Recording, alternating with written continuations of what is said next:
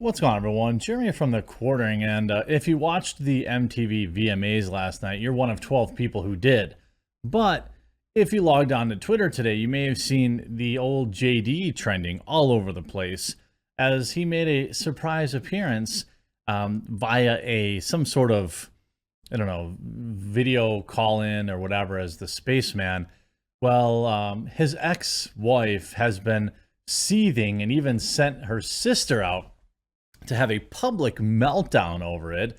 Meanwhile, JD appeared to a raucous crowd of happiness and joy and delight. I didn't hear anybody booing or any of that kind of thing.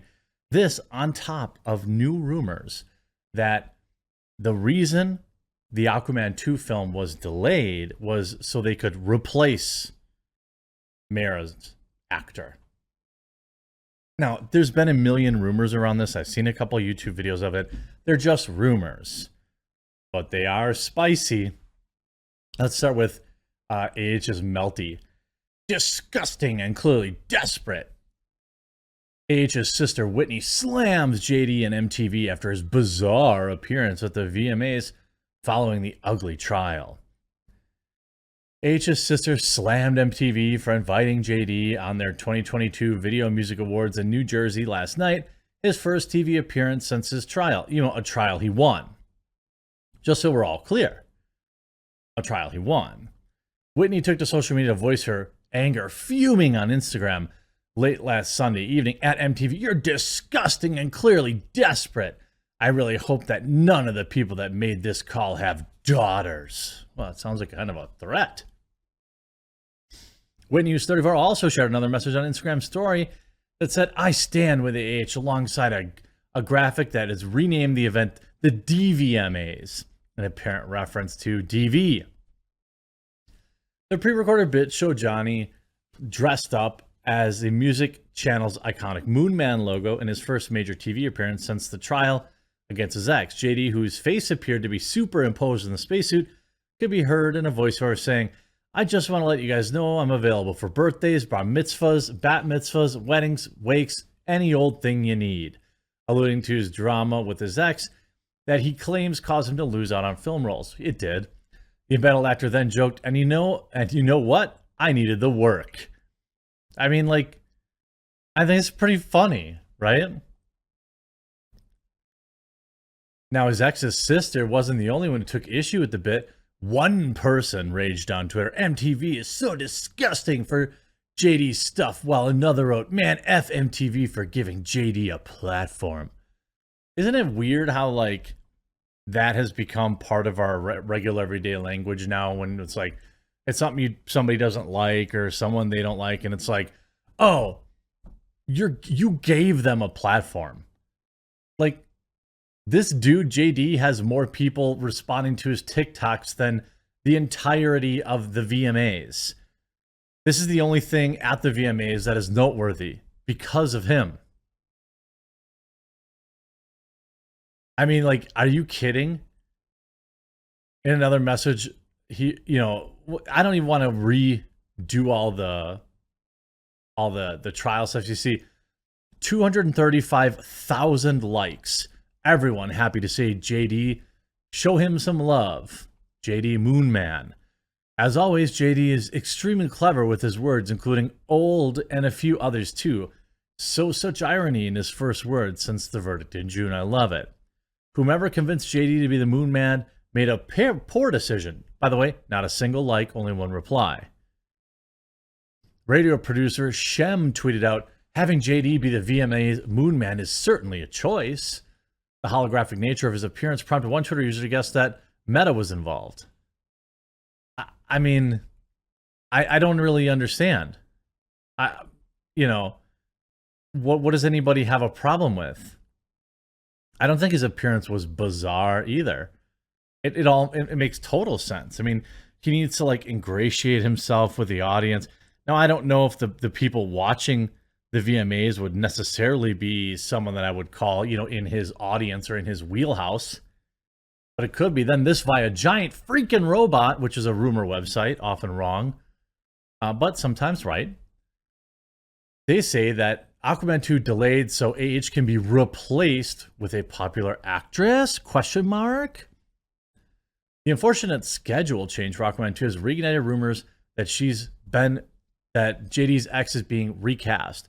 Although the actress returned to film scenes for the sequel, despite being involved in a messy legal battle with JD, her future in the DCEU is still shrouded in mystery. Since the trial, the actress admitted she wasn't sure if they'd reduce her role or if she even made the final cut.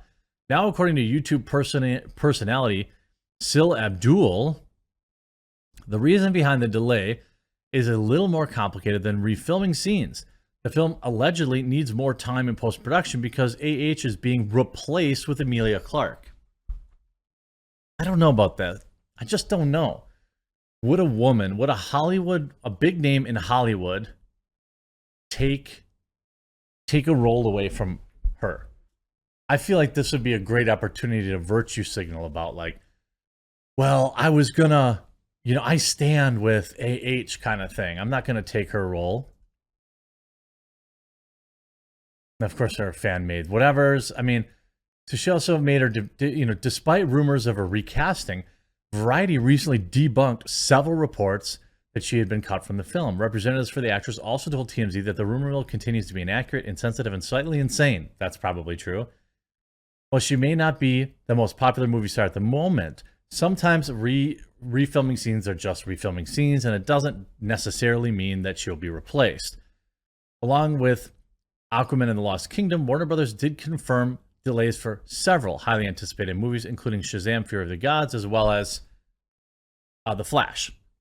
Now, the delays could be, and perhaps Occam's razor will tell us that, she's going back for an appeal, which means she'd probably have more of her court case in the news during her previously scheduled, the previous scheduled slot for Aquaman 2.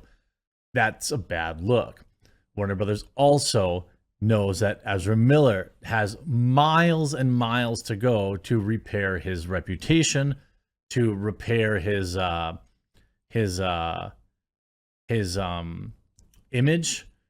He's cut. I mean, the guy had a cult going, allegedly, according to some reports. I mean, it's not going to get repaired overnight. Now, along with Aquaman, so rumors aside, fans can still look forward to seeing Aquaman 2 in theaters on December 25th, Christmas Day 2023. James Wan will resume directing duties for the film, with David Leslie Johnson McGoldrick returning to the script. Wan is also producing alongside Don't Care. Interestingly enough, the actress said she, via Screen Rant, had to fight really hard to remain as a part in Aquaman 2. During the trial, she explained that several script rewrites removed more and more of her originally planned scenes as Mera. Speaking to the jury, she specifically cited the removal of action and fight sequences. She said that she actually ended up filming for Aquaman and the Lost Kingdom was a massively pared down version of her role in the first.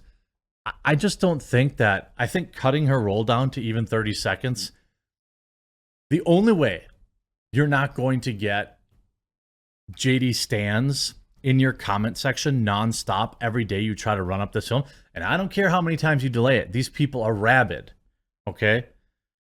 I don't care how many times you delay or you try to wait or you do this or that. They are going to remember, all right? So if you're worried about negative PR or blowback, the only solution is to completely remove the actress. That's just the way it is. There is no arguing that. The only solution is to just remove her from the film.